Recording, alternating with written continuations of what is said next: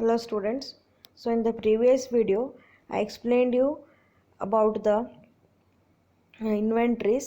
So we had seen the meaning of inventory, the definition, and what all the things we usually consider as the inventory in the company. Okay. So in this video I'm going to explain you about the valuation of inventory. So how to evaluate that, how to calculate that inventory. So in the unit 5, this is the next concept, that is valuation of the inventory. So let us see here. So see, for the evaluation of inventory, usually the company has to consider the cost price or market price, whichever is less. Okay, so the cost price or the market price, whichever is less, that is to be considered for the valuation of inventory. So this cost of inventory now, that is first point. So cost of inventory is the sum of applicable expenditures and charges. So cost of inventory is nothing but what? So where it is the application of the sum of the expenditures or charges. Here the expenditures may be direct expenditures or indirect expenditures. So direct expenditures ಅಥವಾ indirect expenditures ಅಂತ ನಾವು consider ಮಾಡಬಹುದು. So ಒಂದು example ಕೊಡಬೇಕಂತಂದ್ರೆ, to bring that inventory, or we can say to bring that the raw materials to the company premises, whatever the expenditure incurred by the company. So ಒಂದು ಏನು ಗೂಡ್ಸನ್ನು purchase ಮಾಡಿರ್ತಾರೆ ಅದನ್ನು ಆ purchaser ಪ್ಲೇಸಿಂದ ನಮ್ಮ company ಜಾಗಕ್ಕೆ ತೊಗೊಂಡು ಬರಲಿಕ್ಕೆ ಏನು ಎಕ್ಸ್ಪೆನ್ಸ್ ಮಾಡ್ತಾರೆ ರೀ, ಹೆಂಗೆ ತರ್ತಾರಂದ್ರೆ ಲೈಕ್ ಟ್ರಾನ್ಸ್ಪೋರ್ಟೇಷನ್ ಎಕ್ಸ್ಪೆನ್ಸ್ ಅನ್ಬೋದು, ಕ್ಯಾರೇಜ್ ಅನ್ಬೋದು, ಇನ್ ಕೇಸ್ ಟ್ರೈನ್ ಮುಖಾಂತರ ಬಂದರೆ ಫ್ರೇಟ್ ಅಂತ ಅನ್ಬೋದು. ಸೊ ರಾ ಮೆಟೀರಿಯಲ್ಸ್ ತರಿಸ್ಕೋತಾರಲ್ರಿ ಟ್ರೈನ್ ಮುಖಾಂತರ, ಸೊ ಅದಕ್ಕೆ ಫ್ರೇಟ್ ಅಂತ ಹೇಳ್ತಾರೆ, ಅಂದರೆ ಏನು ಎಕ್ಸ್ಪೆನ್ಸಸ್ ಪೇ ಮಾಡ್ತಾರೆ. So what the expenditure company is making to bring that goods, bring that inventory to their location. So that is to be considered as the cost of inventory. See here, the cost of inventory is the sum of the applicable expenditures and charges directly or indirectly incurred in bringing inventory to its existing condition and location.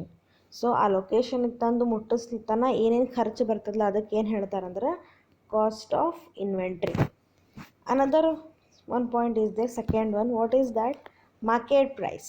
So market price is relation to inventory, is the realizable value of the inventory in the market. See, realizable value is nothing but what? Replaced value or resale value we can say. So realizable value of the inventory in the market. So ಅದನ್ನು ನೀವು convert ಮಾಡಿ raw materials convert ಮಾಡೋದು finished ಗೂಡ್ ಅಂಥೇಳಿ ಏನು ಮಾರ್ಕೆಟಿಗೆ ಒಯ್ತಿರಲ್ಲ, ಅವಾಗ ಅದ್ರ value ಹೆಚ್ಚಾಗ್ತದೆ, ಹೌದಿಲ್ರಿ? ಸೊ ಅದೇ ಪ್ರಕಾರ ಅದರದ್ದು ರಾ ಮೆಟೀರಿಯಲ್ಸ್ ಇರ್ತದಲ್ಲ ಅದರದ್ದು ಮಾರ್ಕೆಟ್ ಪ್ರೈಸ್ ಅಂತ ಫಿಕ್ಸ್ ಮಾಡಿರ್ತಾರೆ. ಸೊ ಅದ್ರದ್ದು ವ್ಯಾಲ್ಯೂ ಎಷ್ಟದ ಅಥವಾ ನಮ್ಮದು ಕಾಸ್ಟ್ ಪ್ರೈಸ್ ಎಷ್ಟು ಬದ ಅದನ್ನು ಕಂಪೇರ್ ಮಾಡ್ತೀವಿ ನಾವು. ಸೊ ಯಾವಾಗಲೂ ಇನ್ವೆಂಟ್ರಿ ಕ್ಯಾಲ್ಕುಲೇಷನ್ ಮಾಡೋ ಮುಂದೆ ಕಂಪ್ನಿಯವ್ರು ಏನು ಮಾಡ್ಬೇಕು ರೀ, they have to consider the low price among the cost price and the market price. So ಇನ್ನೊಮ್ಮೆ ಹೇಳ್ತೀನಿ ಕೇಳ್ರಿ. ಸೊ ಒಂದು ಕಂಪ್ನಿ ಇನ್ವೆಂಟ್ರಿ ವ್ಯಾಲ್ಯೂಯೇಷನ್ ಮಾಡೋ ಮುಂದಾಗ usually they have to consider the cost price or market price which ever is less. So cost price ಅಥವಾ market price ಎರಡರೊಳಗೂ ಯಾವುದು ಕಡಿಮೆ ಇರ್ತದೆ ಪ್ರೈಸ್ ಅಲ್ಲ ಅದನ್ನು ಕನ್ಸಿಡರ್ ಮಾಡಬೇಕು for the valuation of the inventory. This is according to the convention principle we can say. So conservatism ಅಂಥೇಳಿ ಒಂದು ನಾವು ಪ್ರಿನ್ಸಿಪಲ್ ನೋಡಿದ್ವಿ. Conserve is nothing but what? So provide for all the definite losses. So definite loss ಅಥವಾ we can say anticipated losses ಅಂತ ನಾವು ಮಾಡ್ಕೊಂಡಿರ್ತೀವಲ್ಲ ಅದನ್ನು. So profit expect ಮಾಡೋಕ್ಕಿಂತ loss ಯಾವ್ದು ನಮಗೆ ಖಚಿತ ಇರ್ತದಲ್ಲ ಅದಕ್ಕೆ ನಾವೇನು ಮಾಡಬೇಕು, ಸೊ ಅದನ್ನು ನಾವು ಲಾಸಸ್ ಪ್ರೊವೈಡ್ ಮಾಡಲೇಬೇಕು ರೀ. So why am telling you, ಇದಕ್ಕೆ ನಾವು ಯಾಕೆ ಲೆಸ್ ಪ್ರೈಸ್ ಕನ್ಸಿಡರ್ ಮಾಡ್ಬೇಕಂತ ನಿಮಗೆ ಹೇಳಿಗತ್ತೇನಂದ್ರೆ, ನಾವು ಇನ್ ಕೇಸ್ ಭಾಳ ಹೈ ಪ್ರೈಸ್ ಮಾಡಿದ್ವಿ ಅಂದ್ರೆ ನಮ್ಮ ಬ್ಯಾಲೆನ್ಸ್ ಶೀಟ್ನಾಗ ಹೈ ಪ್ರೈಸ್ ಇರ್ತದೆ ರೀ, that also affects on the profit. So profit ಹೆಚ್ಚಂತ ತೋರಿಸಿದಾಗ ಏನಾಗ್ತದೆ, ನಮ್ಮ ಟ್ಯಾಕ್ಸ್ ಲಯಬಿಲಿಟಿನೂ ಹೆಚ್ಚಾಗ್ತದೆ. ಸೊ ಅದಕ್ಕೆ ಕಂಪ್ನಿಯವ್ರು ಏನು ಮಾಡ್ತಾರೆ, so in order to reduce that burden they have to go for showing the true things or accurate things. Okay, so that's why we have to value the inventories at the cost price or the market price, whichever is less. Look at the third point, that is, thus as per the conventional method of valuation of inventories, the value of inventories is historical cost of market price whichever is lower. So historical cost ಅಥವಾ market price ಎರಡರಾಗ ಯಾವ್ದು ಕಡಿಮೆ ಇರ್ತದಲ್ಲ ಅದನ್ನು ನೀವೇನು ಮಾಡಬೇಕು, consider ಮಾಡಬೇಕು. Historical cost is nothing but cost of inventory. So inventory value usually ಏನಾಗಿರ್ತದೆ, ಕಾಸ್ಟ್ ಆಫ್ ಇನ್ವೆಂಟ್ರಿ ಕಡಿಮೆ ಇರ್ತದೆ ರೀ market ವ್ಯಾಲ್ಯೂಗಿಂತ.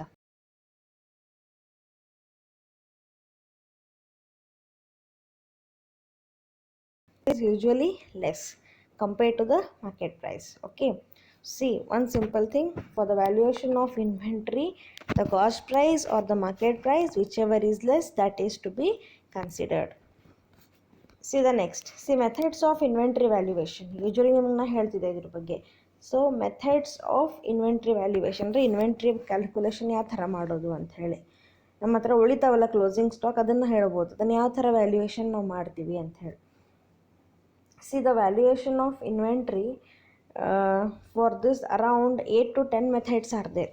If you refer in the textbook also, you can get around 5 to 10 methods, but here I have taken some of the important one, and first two are very familiar to you. So ಇದ್ರಾಗ ನಿಮ್ಗೆ usually ನಿಮ್ಗೆ easy ಆಗುವಂಥ ಮೆಥಡ್ಸ್ನ consider ಮಾಡೀನಿ. ಅದ್ರಾಗ ನಿಮಗೆ ಜಾಸ್ತಿ main ಅಂದರೆ exam ಪರ್ಪಸ್ನಾಗ ಅಥವಾ ನೀವು ಮೇನ್ ತಿಳ್ಕೊಬೇಕಾಗಿತ್ತು ಅಂದ್ರೆ ಫಸ್ಟ್ ಟೂ ಮೆಥಡ್ಸ್, ಅದನ್ನೇ ಎಲ್ಲ ಕಡೆ ಜಾಸ್ತಿ ಫಾಲೋನು ಮಾಡ್ತಾರೆ. So let us see here. First one is what, first in first out method, that is FIFO method. First in first out. Second is what, LIFO method, last in first out. Next is what, third one, highest in first out method. Third one ಏನದ ರೀ, FIFO method ಅಂತಾರೆ. FIFO method ಅಂದ್ರೆ highest in first out. Next one is what, next in first out method, LIFO method. Next in first out method. Okay, so ಅದಾದಮೇಲೆ ಏನದ ರೀ, simple average method. ಇದಾಗಿನ simple average method ಅಂತ ಬರ್ತದಲ್ಲ, ಹಾಗೆ weighted average method ಅಂತೂ ಬರ್ತದೆ. But ಇವು ಎಲ್ಲ ಮೆಥಡ್ಗಿಂತ ನಿಮಗೆ ಇಂಪಾರ್ಟೆಂಟ್ ಇರುವಂದ್ರೆ ಇವು ಎರಡು, that is FIFO and LIFO. And ನಿಮಗೆ ಒಂದು ಪ್ರಾಬ್ಲಮ್ 15 ಮಾರ್ಕ್ಸಿಗೆ ಡೆಫಿನೇಟ್ ಅದ, either on FIFO method or LIFO method. ಎರಡರಾಗ ಒಂದು ಮೆಥಡ್ನಾಗಿಂದ ನಿಮಗೊಂದು ಪ್ರಾಬ್ಲಮ್ ಡೆಫಿನೆಟ್ಲಿ ಎಕ್ಸಾಮಿಗೆ ಬರ್ತದೆ. Okay, so let us see ಒಂದು ಸುಮ್ಮನೆ ಜಸ್ಟ್ ಗ್ಲಾನ್ಸ್ ಅಪ್ ಮಾಡೋಣ್ರಿ. FIFO is nothing but what, first in first out method. So ಏನು ನೀವು ಇನ್ವೆಂಟ್ರೀಸನ್ನ ಅಂದ್ರೆ ಏನು ಹೇಳ್ಬೇಕಂದ್ರೆ ರಾ ಮೆಟೀರಿಯಲ್ಸ್. ಸೊ ರಾ ಮೆಟೀರಿಯಲ್ಸನ್ನ ಏನು ನೀವು ಪರ್ಚೇಸ್ ಮಾಡಿರ್ತಾರಲ್ಲ, ಫಸ್ಟ್ ಯಾವ ಪರ್ಚೇಸ್ ಮಾಡಿರ್ತೀರಿ ಅದನ್ನೇ ನೀವೇನು ಮಾಡ್ತೀರಿ, ಫಸ್ಟ್ ಪ್ರೊಡಕ್ಷನ್ಗೆ ಕಳಿಸ್ತೀರಿ. ಫಸ್ಟ್ ಪರ್ಚೇಸ್ ಮಾಡಿದ್ರೆ, ಎಕ್ಸಾಂಪಲ್ ಅಂದರೆ ಜನವರಿನಾಗ ಪರ್ಚೇಸ್ ಮಾಡಿದ್ರಿ, ನೀವು ಜನವರಿನಾಗ ಪ್ರೊಡಕ್ಷನ್ ಮಾಡಿದ್ರೆ, ಈಗ ಪ್ರೊಡಕ್ಷನ್ ಮಾಡೋ ಮುಂದಾಗ ಜನವರಿಗೆ ಏನು ಪರ್ಚೇಸ್ ಮಾಡಿರಲ್ಲ ಫಸ್ಟ್ ಅದನ್ನೇ ಕಳಿಸ್ತೀರಿ. ಸೊ ನೀವೇನು ಮಾಡಿರಿ, ಫೆಬ್ರವರಿನಾಗೂ ಪರ್ಚೇಸ್ ಮಾಡಿರಿ, ಮಾರ್ಚ್ನಾಗೂ ಪರ್ಚೇಸ್ ಮಾಡಿರಿ, ಬಟ್ ಈಗ ಪ್ರೊಡಕ್ಷನ್ ಯಾವ್ದು ಯೂಸ್ ಮಾಡ್ತೀರಿ ಫಸ್ಟ್ ಅಂತಂದ್ರೆ ಜನವರಿನಾಗ ಪರ್ಚೇಸ್ ಮಾಡಿದ್ದು. Okay, that is FIFO. Next is what, LIFO method. LIFO is nothing but what, last in first out. ಅಂದರೆ ಈಗ ನಾ ಇವೇ ಎಕ್ಸಾಂಪಲ್ ಕೊಡ್ತೀನಿ, ಜನವರಿನಾಗೂ ಪರ್ಚೇಸ್ ಮಾಡಿರಿ ರಾ ಮೆಟೀರಿಯಲ್ಸ್, ಫೆಬ್ರವರಿನಾಗೂ ಮಾಡಿರಿ, ಮಾರ್ಚ್ನಾಗೂ ಮಾಡಿರಿ. ಓಕೆ, 3 ತಿಂಗಳದ್ದು. ಸೊ ನೀವು ಈಗ ಏನಾದ್ರು ಪ್ರೊಡಕ್ಷನ್ ಮಾಡೋಂಗಿತ್ತು, ಅದರ ಪ್ರೊಡಕ್ಷನ್ಗೆ ನೀವು raw materials you will first go for sending the goods which you have purchased in the March, because the method is LIFO method. LIFO ಅಂದರೆ last in first out. So ಮಾರ್ಚ್ನಾಗ purchase ಮಾಡಿದ್ದನ್ನು first ನೀವು ಕಳಿಸ್ತೀವಿ ಪ್ರೊಡಕ್ಷನ್ಗೆ. Okay, next one is what, highest in first out method. Highest in is nothing but what, ಈ 3 ತಿಂಗಳೊಳಗೆ purchase ಮಾಡಿರಲ್ಲ, ಅಲ್ಲಿ ಹೈಯೆಸ್ಟ್ ಪ್ರೈಸ್ ಅದ. ಒಂದು ಎಕ್ಸಾಂಪಲ್ ಕೊಡ್ಬೇಕಂದ್ರೆ, ಈಗ ಪರ್ ಯೂನಿಟ್ ಈಗ ಜನವರಿನಾಗ ಪರ್ಚೇಸ್ ಮಾಡಿದ್ದು ಪರ್ ಯೂನಿಟ್ ಕಾಸ್ಟ್ 10 ರೂಪೀಸ್ ಅದ ರೀ. ಫೆಬ್ರವರಿನಾಗ ಪರ್ಚೇಸ್ ಮಾಡಿದ್ದು ಪರ್ ಯೂನಿಟ್ ಕಾಸ್ಟ್ 15 ಅದ. ಮಾರ್ಚ್ನಾಗ ಪರ್ಚೇಸ್ ಮಾಡಿದ್ದು ಪರ್ ಯೂನಿಟ್ ಕಾಸ್ಟ್ 12 ಅದ. ಸೊ ಈಗ ನೀವು ಯಾವ್ದು ಕಳಿಸ್ತೀರಿ, you will take that good which is highest. ಅಂದ್ರೆ ಫೆಬ್ರವರಿನಾಗ ಪರ್ಚೇಸ್ ಮಾಡೋದು, ಫೆಬ್ರವರಿನಾಗ ಪರ್ಚೇಸ್ ಮಾಡಿದ್ದು ಗೂಡ್ಸ್ ಏನು ರಾ ಮೆಟೀರಿಯಲ್ಸ್ ಪರ್ಚೇಸ್ ಮಾಡಿರಲ್ಲ, ಸೊ ಅದ್ರ ಪ್ರೈಸ್ ಎಷ್ಟು ಅದಂದ್ರೆ 15 ಅದ, ಪರ್ ಯೂನಿಟ್ 15 ಅದ ರೀ. ಸೊ ಈಗ ನೀವೇನು ಮಾಡ್ತೀರಿ, ಹೈಯೆಸ್ಟ್ ಅಂದರೆ ಅದನ್ನು ಕನ್ಸಿಡರ್ ಮಾಡ್ತೀರಿ for the, if you are undertaking that method for the valuation, then ನೀವು ಪ್ರೊಡಕ್ಷನ್ಗೆ ಯಾವ ಗೂಡ್ಸ್ ಕಳಿಸ್ತೀರಿ ಅಂದ್ರೆ ಫೆಬ್ರವರಿನಾಗ ತೊಗೊಂಡಿದ್ದು ಕಳಿಸ್ತೀರಿ. Next one is what, LIFO method, that is next in first out. Next in ಅಂದ್ರೆ, ಸೊ ಈಗ ಒನ್ ಬೈ ಒನ್ ಮೆಥಡ್ ನಾವು follow ಮಾಡ್ತಾ ಹೋಗ್ತೀವಲ್ಲ, so it is just near by the FIFO method we can say. Okay, LIFO method ಏನದಲ್ಲ ಅದ್ರದ್ದು near by ಇದ್ದಂಗೆ ರೀ. So material issue to the production department is to be charged that price that is next to be received. So ಈಗ ಒಂದು production ನೀವು ಒಂದು ಕಳಿಸಿರಿ ಅಂತಂದಮೇಲೆ ಅದನ್ನು next ಯಾವ್ದು ಬರ್ತದಲ್ಲ ಅದ್ರ ಕಾಸ್ಟ್ ಅದನ್ನು ನೀವೇನು ಮಾಡ್ತೀರಿ ಯೂಶ್ವಲಿ ಕನ್ಸಿಡರ್ ಮಾಡ್ತೀರಿ. So material which you are issued for the production department it not at that actual cost price, okay. So but you will take that price which is next lot of material to be purchased. So ಈಗಂದ್ರೆ next ಯಾವುದು ನೀವು ಒಂದ್ಸತಿ raw materials issue ಮಾಡಿರಿ, ಅದಾದಮೇಲೆ next ಏನು purchase ಮಾಡ್ಬೇಕಂತ ಮಾಡಿರಲ್ಲ raw materials, ಆ ಪ್ರೈಸನ್ನು ಕನ್ಸಿಡರ್ ಮಾಡಿ ಈಗ ಇಶ್ಯೂ ಮಾಡ್ತೀರಿ. ಅದಕ್ಕೆ ಮಾಡಂಗಿಲ್ಲ ರೀ. And last one is what simple average method. ಇಲ್ಲೇನು ಮಾಡೋದು ಎಲ್ಲ ಪ್ರೈಸಸ್ಸದ್ದು ಆ್ಯಾವ್ರೇಜ್ ತೊಗೊಂಡ್ಬಿಡೋದು. ಈಗ ಒಂದು 3 ತಿಂಗಳು ಕಂಟಿನ್ಯೂಸ್ 3 ತಿಂಗಳು ಬಿಡ್ರಿ, 1 ಮಂತ್ ಒಂದಿಷ್ಟು 2-3 ಪರ್ಚೇಸ್ ಮಾಡಿರ್ತೀವಿ 2-3 ದಿನ, ಓಕೆ. ಈಗ ಒಂದು ಫಸ್ಟ್ 10 ಡೇಸ್ ಅಂತ ಕನ್ಸಿಡರ್ ಮಾಡಿದ್ರೆ ಅಲ್ಲಿ ಒಂದು 10 ಡೇಸ್ನಾಗ ಒಂದು 3 ಟೈಮ್ಸ್ ಪರ್ಚೇಸ್ ಮಾಡಿರ್ತೀರಿ ಆ್ಯಟ್ ಡಿಫ್ರೆಂಟ್ ಪ್ರೈಸಸ್. ಅವನ್ನ ಅಷ್ಟು ಟೋಟಲ್ ಮಾಡೋದು ಒಂದು ಆ್ಯಾವ್ರೇಜ್ ತೆಗೆದು ಆ ಪ್ರೈಸನ್ನು ಅಪ್ಲೈ ಮಾಡೋದು, okay. That is for what simple average method.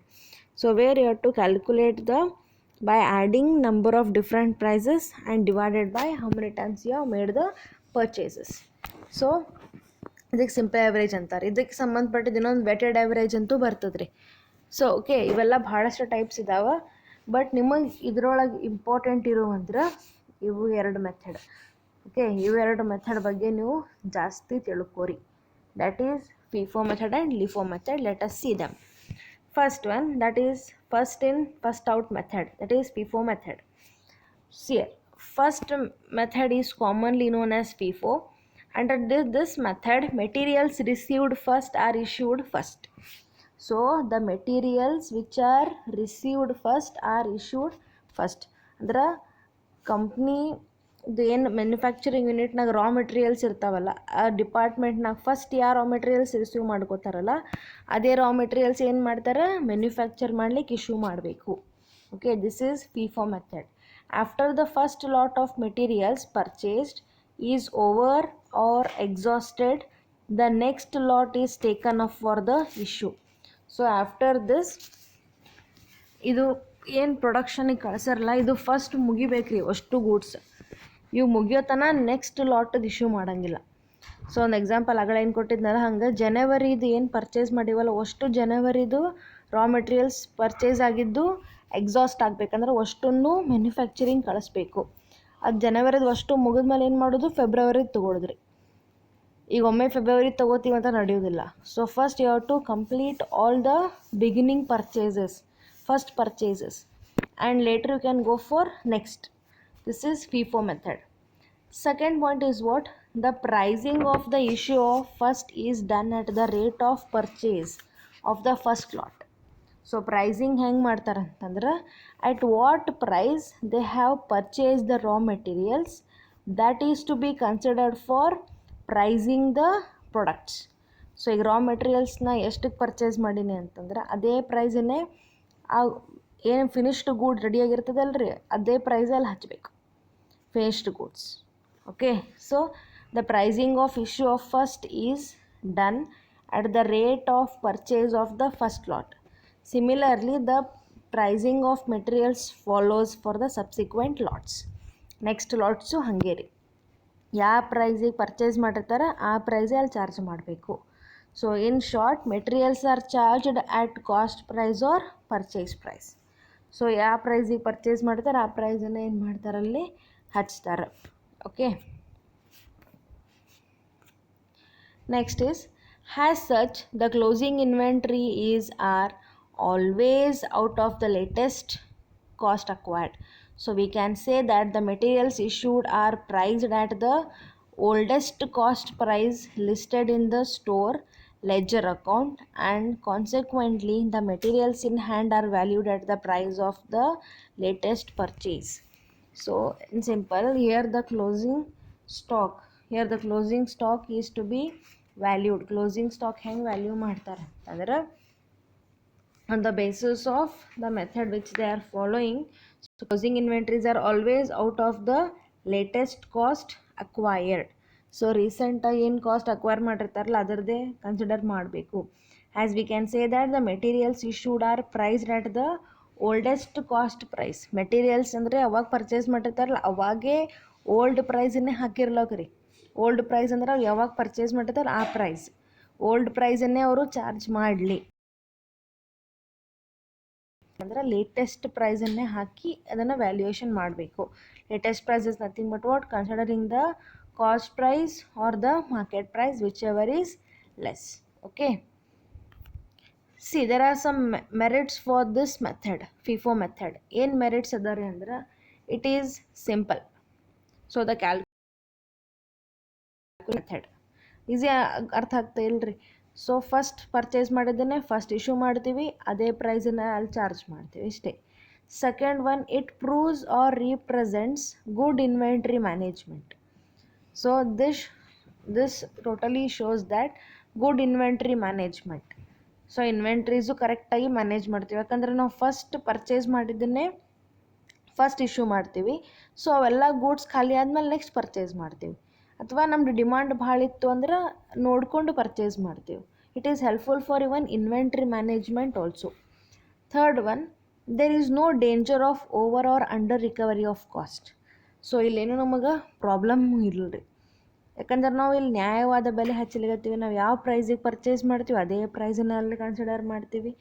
So it is somewhere good method for following. There is no over stating or no under stating of any kind of the cost, because the valuation goes correct. Next is what, this method is good where the prices are falling. See, one more thing is what, this method is better, which is good where the prices are falling. That means what, depreciation situation ಇರಬೇಕ್ರಿ. Depreciation ಅಂದರೆ ಏನು, depreciation ಅಂದರೆ ಗೊತ್ತಾಗ್ತಾ ಇಲ್ರಿ. Depreciation ಅಂದ್ರೆ where the prices are following, so declining ಆ ಥರ situation ಇತ್ತು ಎಕಾನಮಿ ಒಳಗೆ ಅಂತಂದ್ರೆ ಅವಾಗ ಏನು ಮಾಡ್ತಾರೆ, ಈ ಮೆಥಡ್ ಚಲೋ ಅಂತ ಹೇಳ್ತಾರೆ. ಯೂಶ್ವಲಿ ಇನ್ಫ್ಲೇಷನ್ ಇತ್ತಂದ್ರೆ ಲಿಫೋ ಮೆಥಡ್ ಚಲೋ. ಡಿಫ್ಲೇಷನ್ ಇತ್ತು ಅಂದ್ರೆ, deflation means depreciation where economy is going down towards the booming stage. So ಬೂಮಾಗಿ ಕೆಳಗೆ ಫುಲ್ ಡೌನ್ ಬರ್ಲಿಕತ್ತಿರ್ತದೆ, ಆ ಟೈಮ್ನಾಗ ಪ್ರೈಸಸ್ ಏನಾಗ್ತಾವೆ ಉಲ್ಟಾ ಇಳಿತಿರ್ತಾವೆ ರೀ, ಡಿಫ್ಲೇಷನ್ ಆಗ್ತಾವೆ. ಅಂಥ ಟೈಮ್ನಾಗ ಫಿಫೋ ಮೆಥಡ್ ನಮಗೆ ಪ್ರಾಫಿಟೇಬಲ್ ಅದ. Okay, so that's why it is helpful for the company. Some of the demerits are there. So first one is what, cost fluctuation in different jobs. Yes, see ನಾವು ನಮ್ಮ product cost ಮಾಡಲಿಕ್ಕೆ not only we consider the direct materials, we consider even the labour also, cost also etcetera. Is it? See ಒಂದು ಪ್ರಾಡಕ್ಟಿಗೆ ನೀವು cost ಹಚ್ಚಬೇಕು ಅಂತಂದ್ರೆ, ಒಂದು pen ಆಗಲಿ, ಒಂದು ನೀವು ಬುಕ್ ಆಗಲಿ, ಸೊ ಒಂದು ಏನೇ ಪ್ರಾಡಕ್ಟಿಗೆ ನೀವು ಒಂದು ಕಾಸ್ಟ್ ಹಾಕಬೇಕು ಅಂತಂದ್ರೆ you have to consider the 3 important things. So first is direct materials, ಅದಕ್ಕೆ ಏನು ಮೆಟೀರಿಯಲ್ಸ್ ಯೂಸ್ ಮಾಡೀವಿ ಅಂಥೇಳಿ. ಆಮೇಲೆ ಡೈರೆಕ್ಟ್ ಲೇಬರ್, ಅದ್ರ ಮೇಲೆ ಯಾರು ವರ್ಕ್ ಮಾಡ್ಯಾರ ಅಂಥೇಳಿ. ಓಕೆ, ಸೊ ಆ ಲೇಬರರ್ಸಿಗೆ ನೀವು ಎಕ್ಸ್ಪೆನ್ಸ್ ಕೊಡ್ತೀರಲ್ರಿ, ಅಂದರೆ ಏನು ವೇಜಸ್ ಅಂತ ಕೊಡಬೇಕು, ಅದನ್ನು ಕಂಪಲ್ಸರಿ ಕಂಪ್ನಿದವ್ರು ಅದನ್ನು ಕನ್ಸಿಡರ್ ಮಾಡ್ತೀವಿ. ಆಮೇಲೆ the expenses, so if we are using any machinery for that, so electricity or the rent of that area. So like this we have to consider these all aspects. So ಬರೀ material cost ಒಂದೇ consider ಮಾಡಿ ನಾವೇನು ಮಾಡಬಾರ್ದು, product ಕಾಸ್ಟನ್ನು value ಮಾಡಲಿಕ್ಕೆ ಹೋಗಬಾರ್ದು, and will not get the accurate results. So it will affect. So cost fluctuation is different jobs, that is also affect on this valuation. Next is what, it involves complicated calculations. So ಆಗಲೇ ನಾ simple ಅಂತ ಹೇಳಿದೆ, ಇಲ್ಲ ಅನ್ನಂಗಿಲ್ಲ, but sometimes ಏನಾರ ಒಂದು ಸ್ವಲ್ಪ stock ಉಳಿದು ಅಂತ ತಿಳ್ಕೊರಿ. ಈಗ ಜನವರಿನಾಗ ಪರ್ಚೇಸ್ ಮಾಡಿದ್ವಿ, ಅದರಾಗಿಂದ ಒಂದು ಸ್ವಲ್ಪ ಸ್ಟಾಕ್ ಉಳಿದು ಅದನ್ನೇ ನೆಕ್ಸ್ಟ್ ಫೆಬ್ರವರಿ ಕ್ಯಾರಿ ಫಾರ್ವರ್ಡ್ ಮಾಡ್ತೀವಿ. ಸೊ ಫೆಬ್ರವರಿನಾಗ ಫಸ್ಟ್ ಅದನ್ನೇ ತೊಗೋಬೇಕ್ರಿ, ಮತ್ತು ಫೆಬ್ರವರಿನಾಗ ಪರ್ಚೇಸ್ ಮಾಡಿದ ತೊಗೊಳಲ್ಲ. And some of the defective are there, ಏನಾದ್ರು ಡಿಫೆಕ್ಟಿವ್ ಹೊಂಟು ಅಂದ್ರೆ ಅದೂ ಪ್ರಾಬ್ಲಮ್. ರಿಟರ್ನ್ಸ್ ಮಾಡ್ತಿರಿಲ್ಲ ಅನ್ನಂಗಿಲ್ಲ, ಬಟ್ ಅದ್ರದ್ದು ವ್ಯಾಲ್ಯೂಯೇಷನ್ ಮಾಡಬೇಕು, ಅದನ್ನು ಮತ್ತು ಕನ್ಸಿಡರ್ ಮಾಡಬೇಕಿಲ್ಲಿ. ಸೊ ಒಂದು ಸ್ವಲ್ಪ somewhere will make hazard process also somewhere, so it will become the complicated one sometimes. Another disadvantage is what? In periods of rising prices, the FIFO method gives more profit and results in higher tax liability. Yes, somewhere it is also correct. In case the prices are increasing, so prices increase ಆದಾಗ ಏನಾಗ್ತದೆ, FIFO method is somewhere good, but that also indulges in payment of higher tax. So ನಮ್ಮ profit ಹೆಂಗೆ ಹೆಚ್ಚಾಗ್ತದಲ್ಲ ಹಾಗೆ ನಮ್ಮ tax ಲಯಬಿಲಿಟಿನೂ ಹೆಚ್ಚಾಗ್ತದೆ ರೀ. ನಾವು ಏನೋ ಗಡ್ಬಡಿ ಮಾಡಿ ನಮ್ಮ ಪ್ರಾಫಿಟ್ ಕಡಿಮೆ ಮಾಡೋದು ಅಥವಾ ಏನಾರ ಮಾಡ್ತೀವಿ ಇಲ್ಲ ಅನ್ನಂಗಿಲ್ಲ, but ಇವೊಂದು the people will get to know, and that is somewhere affects on the tax liability also. So usually profit ಹೆಚ್ಚಾದಾಗ ಏನಾಗ್ತದೆ, ಟ್ಯಾಕ್ಸ್ ಪೇಮೆಂಟು ಹೆಚ್ಚಾಗ್ತದೆ. Okay, so these are the some of the demerits of FIFO method.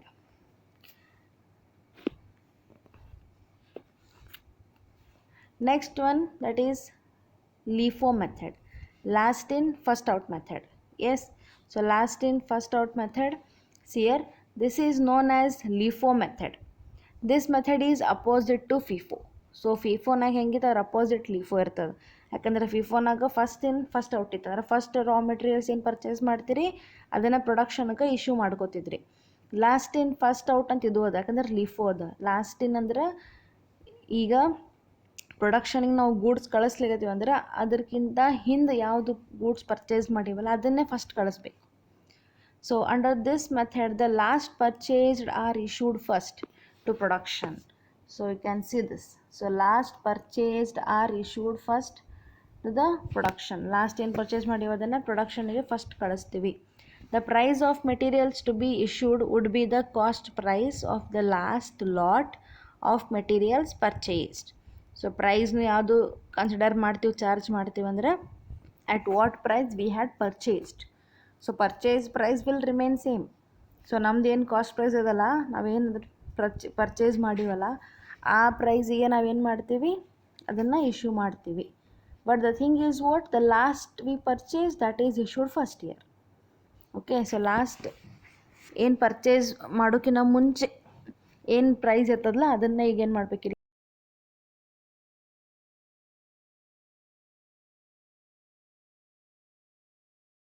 Latest cost or earlier purchase price.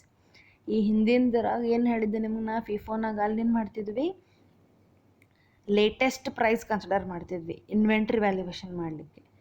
Okay, ಇಲ್ಲಿ ಏನು consider ಮಾಡ್ತೀವಿ, LIFOನಾಗ oldest or earlier purchase price ಅಂದ್ರೆ ಪೈಲಾಕಿಂದ ಹಿಡ್ಕೊಂಡು ಕನ್ಸಿಡರ್ ಮಾಡ್ತೀವಿ. This is little different calculation. Okay, so ಯಾಕೆ ಹೇಳ್ಬೇಕಂದ್ರೆ ಓಲ್ಡೆಸ್ಟ್ ಕಾಸ್ಟ್ ಅಥವಾ ಅರ್ಲಿಯರ್ ಪರ್ಚೇಸ್ ಪ್ರೈಸ್ ಅಂದ್ರೆ ಈಗ ಲಾಸ್ಟ್ ಇನ್ ಫಸ್ಟ್, ಈಗ ಲಾಸ್ಟ್ ನಾವು ಪರ್ಚೇಸ್ ಮಾಡಿರ್ತೀವಲ್ರಿ ಅದನ್ನು ಏನು ಮಾಡ್ತೀವಿ ನಮ್ಮ ಪ್ರೊಡಕ್ಷನಿಗೆ ಇಶ್ಯೂ ಮಾಡ್ತೀವಿ. ಸೊ ಅದರ ಪ್ರೈಸ್ ಏನಾಗ್ತದೆ ಅದೇ ಫಿಕ್ಸ್ ಅಂತ ನಾವು ಹೇಳಿಕ್ಕೆ ಬರೋದಿಲ್ಲ, ಅಂದ್ರೆ ಮುಂಚೆ ಪರ್ಚೇಸ್ ಮಾಡಿದ್ದೆಲ್ಲ ಹಾಗೆ ಉಳಿದ್ಬಿಡ್ತಾವೆ.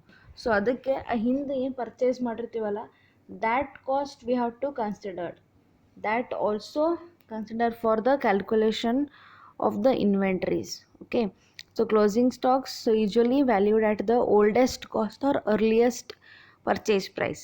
This is in the LIFO method. FIFO ಮೆಥಡ್ನಾಗ ಲೇಟೆಸ್ಟ್ ಪ್ರೈಸ್ ಕನ್ಸಿಡರ್ ಮಾಡ್ತೀವಿ. ಓಕೆ, ಯಾಕಂದ್ರೆ ಅಲ್ಲಿ ಗೂಡ್ಸ್ ಎಲ್ಲ ಇಶ್ಯೂ ಮಾಡೋದು ಫಸ್ಟ್ ಪರ್ಚೇಸ್ ಮಾಡಿದ ಪ್ರೈಸ್ನಾಗ, ಇಲ್ಲಿ LIFOನಾಗ ಏನು ಮಾಡ್ತಾರೆ ಲಾಸ್ಟ್ ಪರ್ಚೇಸ್ ಪ್ರೈಸ್ನಾಗ ಕನ್ಸಿಡರ್ ಮಾಡ್ತಾರೆ. ಬಿಟ್ವೀನ್ ಗ್ಯಾಪ್ ಆಗಬಾರ್ದು ಅನ್ನೋ ರೀಸನ್ಗೆ ಏನು ಮಾಡ್ತಾರೆ ಅಂದರೆ we have to consider like this. See, what are the merits of this method? Merits of LIFO method is no danger of over or under recovery of the cost. Yes, so if we follow LIFO method there is no danger of over or under recovery. ಅಂದ್ರೆ ನಮ್ಮದು ಕಾಸ್ಟಿಗೆ ಏನು effect ಇಲ್ಲ. ಇಲ್ಲ ನಾವು ಜಾಸ್ತಿ ತೋರಿಸಿದ್ವಿ ಕಡಿಮೆ ಮಾಡಿದ್ವಿ ಹಾಗೇನೋ ಹಿಂಗೆ ಗಡ್ಬಡಿ ಆಗೋದಿಲ್ಲ ರೀ, ಆ್ಯಂಡ್ ಏನೋ ಮಾಲ್ ಪ್ರಾಕ್ಟೀಸ್ ಇನ್ವಾಲ್ವ್ಮೆಂಟ್ ಇರೋದಿಲ್ಲ. Next, it helps in reducing the tax burden. Yes, so because it is genuine ಇರ್ತದೆ ರೀ. ಯಾಕಂದ್ರೆ ಲಾಸ್ಟ್ ನಾವು ಈಗ ನಾ ಗೂಡ್ಸ್ ಇಶ್ಯೂ ಮಾಡ್ಲಿಕತ್ತೀನಿ. ಈಗ ಲೈಕ್ ಎಕ್ಸಾಂಪಲ್ ನಾ ಜನವರಿನಾಗ ಪರ್ಚೇಸ್ ಮಾಡಿ ಫೆಬ್ರವರಿನಾಗ ಮಾರ್ಚ್ನಾಗ ಪರ್ಚೇಸ್ ಮಾಡೀನಿ. ನೆಕ್ಸ್ಟ್ ಈಗ ಮಾರ್ಚ್ ಎಂಡಿಗೆ ನಾ ಏನು ಮಾಡ್ತೀನಿ, ಗೂಡ್ಸ್ ಇಶ್ಯೂ ಮಾಡ್ತೀನಿ ನನ್ನ ಪ್ರೊಡಕ್ಷನ್ಗೆ ರೀ. ಸೊ ಪ್ರೊಡಕ್ಷನ್ಗೆ ಇಶ್ಯೂ ಮಾಡಿದಾಗ ನಾ ಯಾವಾಗಿಂದು ಗೂಡ್ಸ್ ತೊಗೋತೀನಿ ಅಂತಂದ್ರೆ which I have taken in the March, that is last in. So ಮಾರ್ಚ್ನಾಗ ತೊಗೊಂಡಿದ್ದನ್ನು ಕನ್ಸಿಡರ್ ಮಾಡ್ತೀನಿ. ಅಂದರೆ ನಾ ಪ್ರೈಸ್ ಯಾವ್ದು ಹಾಕ್ತೀನಿ ಅಂದ್ರೆ ಮಾರ್ಚ್ನಾಗ ಪರ್ಚೇಸ್ ಪ್ರೈಸ್ ಐತೆ ಅದನ್ನೇ ಕನ್ಸಿಡರ್ ಮಾಡ್ತೀನಿ.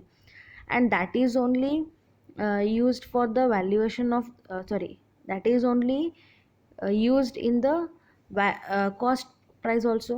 ಸೊ ನಾವು ಒಂದು ಪ್ರಾಡಕ್ಟಿಗೆ ಕಾಸ್ಟ್ ಮಾಡ್ಬೇಕಂದ್ರೆ ಅದಕ್ಕೆ ಯಾವ ಪ್ರೈಸ್ ನಾವು ಪರ್ಚೇಸ್ ಮಾಡಿರ್ತೀವಲ್ಲ ಅದೇ ರಾ ಮೆಟೀರಿಯಲ್ ಪ್ರೈಸನ್ನೇ ಕನ್ಸಿಡರ್ ಮಾಡ್ತೀವಿ. And that is only become the sale price. So ಅದೇ ಪ್ರೈಸಿಗೆ ನಾವು ಸೇಲ್ಸ್ ಮಾಡ್ತೀವಿ. ಸೊ ಹಂಗಾಗಿ ಏನಾಗ್ತದೆ, ಅದು ಫುಲ್ ಕ್ಲಿಯರ್ ಇರ್ತದೆ ರೀ.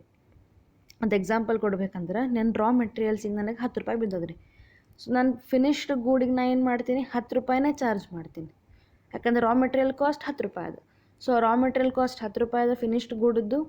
ಆಮೇಲೆ ಅದನ್ನು ಕನ್ವರ್ಟ್ ಮಾಡ್ಲಿಕ್ಕೆ ಪ್ರೊಸೆಸ್ ಲೇಬರ್ 5 ರೂಪೀಸ್ ಅನ್ಕೋರಿ, overhead expenses 5 rupees. So total ನಾವು what will be the cost price of that finished good 20 rupees. And the manufacture he will add his profit percentage 5 rupees, and total the product cost become 25 rupees. So everything is clear here. There is no any ಗಫ್ಡಾ we can say. So ಏನು ಗಡ್ಬಡಿ ಇಲ್ಲರಿ, ಅಲ್ಲಿ ಎಲ್ಲ clear ಇರ್ತದೆ. So ಹಂಗಾಗಿ ನನ್ನ tax burden ಏನಿರ್ತದೆ ಕಡಿಮೆ ಆಗ್ತದೆ. ಯಾಕಂದರೆ ಅಲ್ಲಿ ಅನ್ನೆಸೆಸರಿ ಪ್ರಾಫಿಟು ತೋರಿಸಂಗಿಲ್ಲ, ನಾನು ಫೇಕ್ ಪ್ರಾಫಿಟ್ ತೋರಿಸಂಗಿಲ್ಲ. ಹಾಗಾಗಿ ನಂದು ಟ್ಯಾಕ್ಸ್ ಬರ್ಡನ್ನು ಕರೆಕ್ಟ್ ಇರ್ತದೆ. There is no over burden. Okay, next one is what? It is simple calculation, same. Next one is what? Up to date profit. So I can get the up to date. So ನಂದು ಯಾವುದನ್ನ rate ಅಲ್ಲಿ ಹಾಕಿರ್ತೀನಿ ಅಂದರೆ ಅದೇ ಪ್ರಕಾರ ನನಗೆ ಏನಾಗ್ತದೆ, ನನ್ನ ಪ್ರಾಫಿಟು ಬರ್ತದೆ. ಸೊ ಜಸ್ಟ್ ನಾವು ಆಗಿ ಒಂದು example 25 rupees I am charging to the customers. So 5 rupees ಬರ್ತದೆ, ಅದು ಕರೆಕ್ಟ್ ಬರಲಿದೆ ನನಗೆ. ಅದರೊಳಗೆ ಏನೂ ಹಿಂಗೆ ಮಿಕ್ಸಪ್ ಇಲ್ಲ. Okay, so that's why this is somewhere good method for the valuation. And even accounting standard nu ide suggest ಮಾಡ್ತದ್ರಿ, LIFO method suggest ಮಾಡ್ತದೆ. It is only this method only suggested by the accounting standard board also. These are some of the advantages. See some disadvantages also. Disadvantage ಏನದರಿ, it leads to more clerical mistakes. Yes, sometimes. So confusions ಆಗಿಬಿಡ್ತಾವ್ರಿ. ಏನಾಗ್ಬಿಡ್ತದೆ ಅಂದ್ರೆ, ಈಗ ನಾ ಆಗಲೇ ನಿಮ್ಗೆ example ಹೆಂಗೆ ಕೊಟ್ಟೆ, ಜನವರಿ ಫೆಬ್ರವರಿ ಮಾರ್ಚ್ನಾಗ 3 ಸತಿನೂ ನೀವು ಪರ್ಚೇಸ್ ಮಾಡ್ತೀರಿ, ಏಪ್ರಿಲ್ನಾಗ ಇಶ್ಯೂ ಮಾಡ್ಕೋತೀರಿ ಅಥವಾ ಮಾರ್ಚ್ ಎಂಡಿಗೆ ಇಶ್ಯೂ ಮಾಡ್ಕೋತೀರಿ ಅಂಥೇಳಿ. ಈಗ ಹಂಗಿಲ್ಲ ಅಂದ್ರೆ, ಇನ್ನೊಂದು ಎಕ್ಸಾಂಪಲ್ ಕೊಡ್ಬೇಕು, ಜನವರಿನಾಗ ಏನು ಮಾಡ್ತೀರಿ, ಒಂದು 10 ಡೇಸ್ನಾಗ ಪರ್ಚೇಸ್ ಮಾಡಿರ್ತೀರಿ, ಹಾಗೇನೆ ಇಶ್ಯೂನೂ ಮಾಡ್ಕೊಂಡಿರ್ತೀರಿ. ಒಂದು 10 ಡೇಸ್ ಕನ್ಸಿಡರ್ ಮಾಡಿದ್ರೆ ಜನವರಿ 1 to January 10. So beginning purchase ಆಗಿರ್ತದೆ, ನಡ್ಬರ್ಕ್ ಮತ್ತು ಇಶ್ಯೂ ಮಾಡ್ಕೋತೀರಿ, ಮತ್ತು ಪರ್ಚೇಸ್ ಮಾಡ್ತೀರಿ. ಆಮೇಲೆ ಬಲ್ಕ್ ಒಮ್ಮೆ ಈಗ ಒಂದು 200 ಯೂನಿಟ್ಸ್ ತೊಗೊಂಡ್ರೆ ಒಮ್ಮೆ 200 ಯೂನಿಟ್ಸನ್ನು ಏನು ಮಾಡೋಂಗಿಲ್ಲ, ನೀವು ಇಶ್ಯೂ ಮಾಡೋಂಗಿಲ್ಲ. You will issue for only 100 and you will keep 100 again. And next you will make the purchase. ಮತ್ತು ಪರ್ಚೇಸ್ ಮಾಡ್ತೀರಿ, ಮತ್ತು ಇಶ್ಯೂ ಮಾಡೋ ಮುಂದಾಗ ಏನು ಮಾಡ್ತೀರಿ, ಇದಕ್ಕಿಂತ ಲಾಸ್ಟ್ ಪರ್ಚೇಸ್ ಯಾವ್ದು ಮಾಡಿದ್ವಲ್ಲ ಅದನ್ನು ಕನ್ಸಿಡರ್ ಮಾಡ್ತೀನಿ. ಸೊ ಹೀಗಾಗಿ ಏನಾಗ್ತದೆ, ಕ್ಲರಿಕಲ್ ಮಿಸ್ಟೇಕ್ಸ್ ಆಗೋ ಚಾನ್ಸಸ್ ಭಾಳ ಇರ್ತದೆ. ಇದನ್ನು ಎಕ್ಸಾಂಪಲ್ ಹೇಳಿದ್ದು ನಿಮಗೆ ಅರ್ಥ ಆಗೋದಿಲ್ಲ, ನನಗೆ ಗೊತ್ತಿಲ್ಲ. ಇದನ್ನು ಪ್ರಾಬ್ಲಮ್ನ ನಿಮ್ಗೆ ತೋರಿಸ್ತೀನಿ. This example I will show you. ನೀವೇ ಖುದ್ದು ಮಿಸ್ಟೇಕ್ ಮಾಡ್ತೀರಿ ಭಾಳ ಮಂದಿ. ತೋರಿಸ್ತೀನಿ ನಿಮಗೆ. Second one, job cost will differ. Yes, the same point which is repeated in the FIFO method also. Job cost ಒಂದೇ ಬೇಸಿಸ್ ಮೇಲೆ ನಾವು ಹೋಗ್ಲಿಕ್ಕೆ ಆಗೋದಿಲ್ಲ ರೀ. Because we have to consider even the direct expense also and even direct labour also for valuing the cost for a particular product. So that is to be considered, which will affect on the LIFO method, that is inventory valuation method. Next, bad inventory management. So it is not helpful for, ಈಗ ಒಂದು ಸತಿ purchase ಮಾಡೀನಿ ನಾನು, ಈಗ next issue ಮಾಡ್ಲಿರ್ತೀನಿ. Okay, ಅದ್ರಾಗ ನಾನು ಏನು ಮಾಡ್ತೀನಿ, ಒಂದು ಸ್ವಲ್ಪ ಕ್ವಾಂಟಿಟಿ ಇಶ್ಯೂ ಮಾಡ್ತೀನಿ, ಅಷ್ಟಕ್ಕಷ್ಟು ಇಶ್ಯೂ ಮಾಡ್ಕೊಳಂಗಿಲ್ಲ. ಸೊ ಇಶ್ಯೂ ಮಾಡಾದ್ಮೇಲೆ ಇಮಿಡಿಯೇಟ್ಲಿ ಮತ್ತೆ ಪರ್ಚೇಸ್ ಮಾಡ್ತೀನಿ, ಮತ್ತು ನೆಕ್ಸ್ಟ್ ಇಶ್ಯೂ ಮಾಡ್ತೀನಿ. ಈಗ ನಾ ನೆಕ್ಸ್ಟ್ ಇಶ್ಯೂ ಮಾಡೋ ಮುಂದಾಗ ನಾನು ಏನು ಮಾಡ್ತೀನಿ, ಪ್ರೀವಿಯಸ್ ಯಾವಾಗ ಪರ್ಚೇಸ್ ಮಾಡಿಲ್ಲ ಅದನ್ನು ಇಶ್ಯೂ ಮಾಡ್ತೀನಿ, ಅದ್ರ ಹಿಂದಿಂದಲ್ಲ. ಯಾಕಂದ್ರೆ ಹಿಂದಿಂದಾಗ ಏನಾಗಿದೆ, ಆಲ್ರೆಡಿ ಒಂದು ಸ್ವಲ್ಪ ಸ್ಟಾಕ್ ಉಳ್ದಾವೆ, ಅವು ಸ್ಟಾಕ್ ಹಾಗೆ ಉಳ್ಕೋತೇನಾಗ್ಬಿಡ್ತದೆ ರೀ, ವೇಸ್ಟ್ ಆಗಿಬಿಡ್ತದೆ ನಮ್ಗದು. That is not good management. LIFO method follow ಮಾಡೋದ್ರಿಂದ, ಬಲ್ಕ್ ಪರ್ಚೇಸ್ ಮಾಡಿದಾಗ ಓವರ್ ಆಲ್ ಒಮ್ಮೆ ಎಕ್ಸಾಸ್ಟ್ ಆಗಿದ್ರೆ ಚಲೋ. ಉಳ್ಕೋತ ಹೋಯ್ತು ಅಂದ್ರೆ ಏನಾಗ್ತದೆ ರೀ, that affects on the management of the inventory very badly and simply wastage of the products. Wastage ಆಗಿಬಿಡ್ತಾರೆ, ರಾ ಮೆಟೀರಿಯಲ್ಸ್ ಎಲ್ಲ ವೇಸ್ಟ್ ಆಗಿಬಿಡ್ತದೆ. So that's why it is not a good management. This method is not suggesting the good management of the inventory. Last one is what? balance sheet fails to give the true picture.